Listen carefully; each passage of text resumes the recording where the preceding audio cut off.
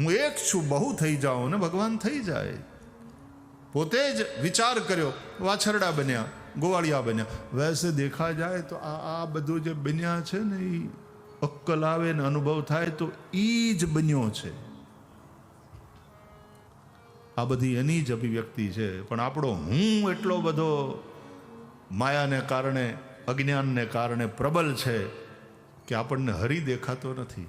બાકી હકીકતમાં હરિ જ છે. આ બધી હરિની જ લીલા છે. ये हरि ही है अनंत रूपों में. એટલા માટે કહીએ છીએ નમોસ્ત્વનંતાય. અનંત ચતુર્દશી ગઈ ને, ગણેશ વિસર્જન. ભગવાનનું એક નામ છે અનંત. इन अनंत रूपों में भगवान ही है. सहस्र नामने पुरुषाय शाश्वते. ભગવાનની આ લીલાને જોઈને બ્રહ્માજીએ પછી મનોમન પ્રભુની ક્ષમા માગી, ભગવાનની સ્તુતિ કરી. બ્રહ્માએ નવમીડ્યતે બ્રવપુષે તડિદંબરાય. આ ગઈકાલનું જ છે અમારે સાંદીપનીમાં. ઋષિકુમારો ગણેશજીના 10 દિવસના પૂજન પછી વિસર્જન કરે. 300 તો આ જ છે અમારે. 2000 ભણે છે ખાલી સાંદીપની પોરબંદરમાં. એમાં 300 તો સંસ્કૃત વાળા. બધા જ ઉત્સવો પરંપરાથી અને વિધિપૂર્વક ખૂબ આનંદ અને ઉત્સાહ સાથે થાય. અમે તો લહેર કરીએ છીએ વાલા. અને તમને તે આમંત્રણ કે આવો, જ્યારે ભગવાન તમને લાવે ત્યારે યુ આર વેલકમ. રહેવાની વ્યવસ્થા છે ત્યાં, ભોજનની વ્યવસ્થા, તમારું ઘર છે. આવજો ને યાર, ભગવાન લાવે ત્યારે આવજો. તમને જેવી વ્યવસ્થા જોતી હોય એવી છે. પેડ પણ છે ને અનપેડ પણ છે, બધી વ્યવસ્થા છે.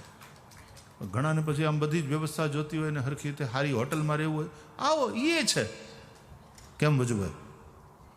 સારામાં સારું ભગવાને બધું એવું ઊભું કર્યું છે તમારા માટે, તમને કોઈ જાતની તકલીફ ન પડે.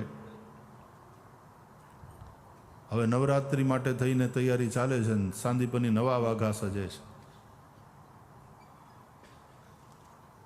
હું તો આમ ફરતો રહું છું સતત, અને ત્યાં બધું થતું રહે છે ને ચાલતું રહે છે. મારા હરિની લીલા છે.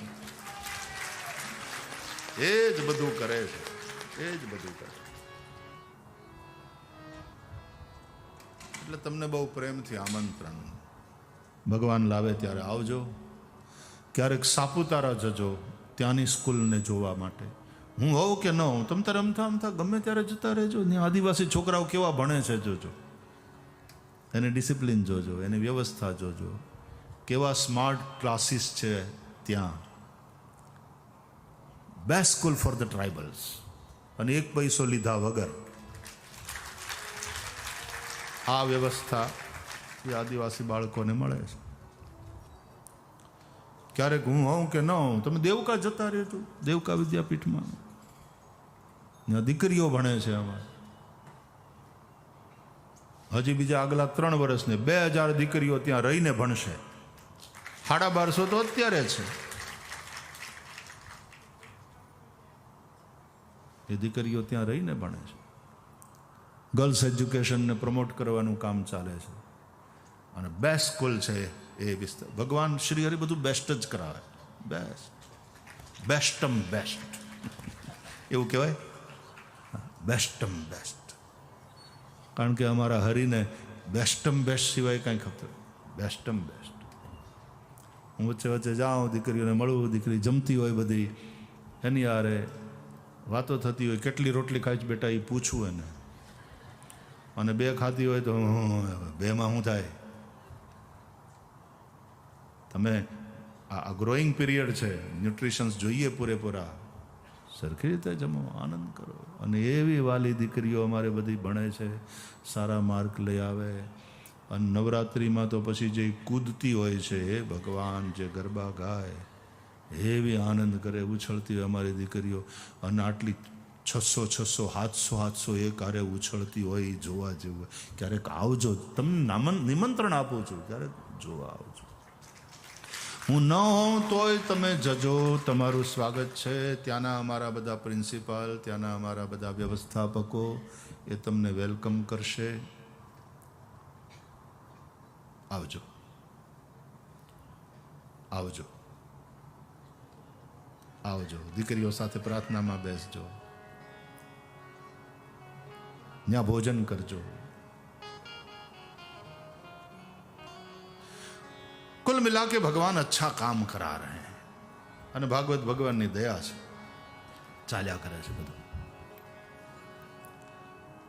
મને એક વસ્તુ છે, છોકરાઓ ભણાવો અને એમાં ગ્રામ્ય વિસ્તારમાં એજ્યુકેશનને પ્રમોટ કરો. એ ભણશે ને તો કાલ સવારે ખૂબ સરસ કામ થશે, એનું આખું જીવન બનશે. એક ભણેલી ગણેલી ને સંસ્કારી માતા એ 100 શિક્ષકની ગરજ સારે છે.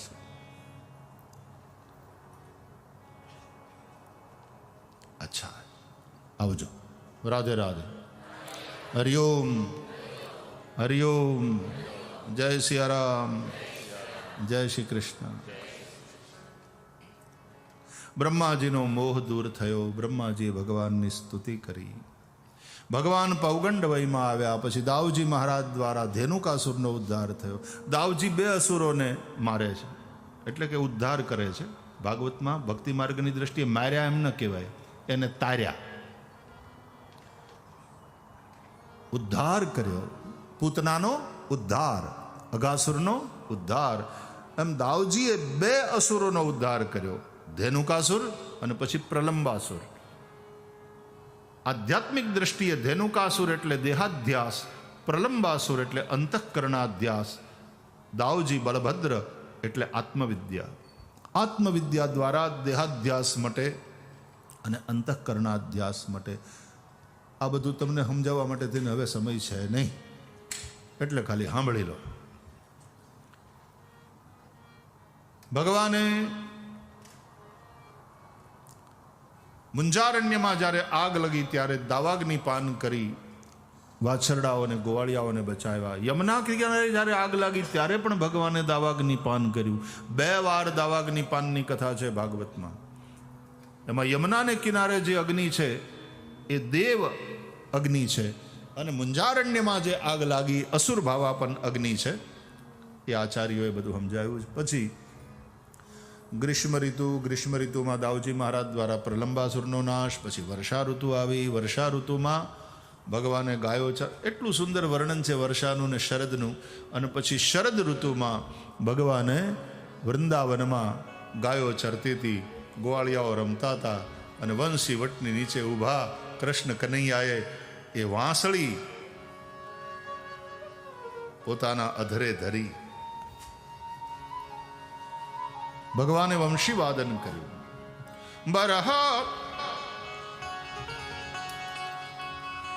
બરહા પીડમ નટવર વપુઃ કર્ણયો કર્ણિકારમ બિભ્રદ્વાસ કનક કપિશમ વૈજયંતીમ ચ માલામ રંધ્રાન વેણોરધર સુદયા પૂરયન ગોપવૃંદૈર વૃંદારણ્યમ સ્વપદરમણમ પ્રાવિશદ ગીત કીર્તિ અક્ષણવતામ ફલમિદમ ન પરમ વિદામઃ સખ્યઃ પશૂનન વિવેશયતોર્વયસ્યૈ વક્ત્રમ વ્રજેશ સુતયોરનુવેણુજુષ્ટમ યૈર્વા નિપીતમનુરક્ત કટાક્ષમોક્ષમ. કૃષ્ણ વાંસળી વગાડે છે વૃંદાવનમાં, અને એ વેણુ સ્વર સંગીત ગોપીઓના કાને પડે છે. ગોપીઓ પોતપોતાના ઘરમાં પોતપોતાના કામમાં લાગેલી છે, પણ એ વેણુ સાંભળે છે અને કૃષ્ણ પાસે એનું મન પહોંચે છે. મનથી ભગવાન શ્રી કૃષ્ણના દર્શન કરે છે અને ગીત ગાય છે. એને ભાગવતમાં વેણુ ગીત કહે છે 10મ સ્કંદમાં.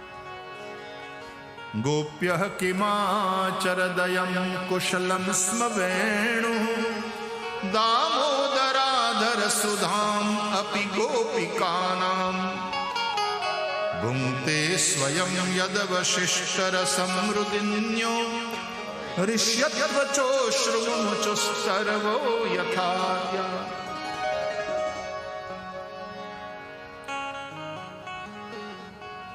ऐसा दिव्य प्रेम नगर वृंदावन।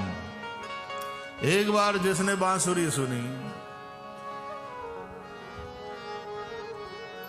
एक केवी कथा है कि वृंदावन में प्रवेश थाय ने त्या ए बाजू ए रस्ता पर एक पागल जेवो साधु प्रेमी बैठो रहतो हतो अने त्यांथी जे लोको निकळे ने એને ए भाई ए आ बाजू नहीं जाओ, आ बाजू नहीं जाओ। केम? और बोले खतरा है। बोले क्या खतरा है? कोई हिंसक पशु है क्या? अरे बोले उससे भी ज्यादा बड़ा खतरा है। क्या? बोले इस वन में एक चोर रहता है, वो चोर सबको लूट लेता है। तो बोले हमारे तो जेब में ही कुछ नहीं है, कोई धन वन नहीं है। बोले फिर भी तुझे लूट लेगा, वो तेरे चित्त को चुरा लेगा। गजब का चोर है, मत जा। तू देख भी लेगा यदि अपने नेत्रों से एक बार उसे, तो गया काम से। तो के हूं आम नीची आंख राखीने 40।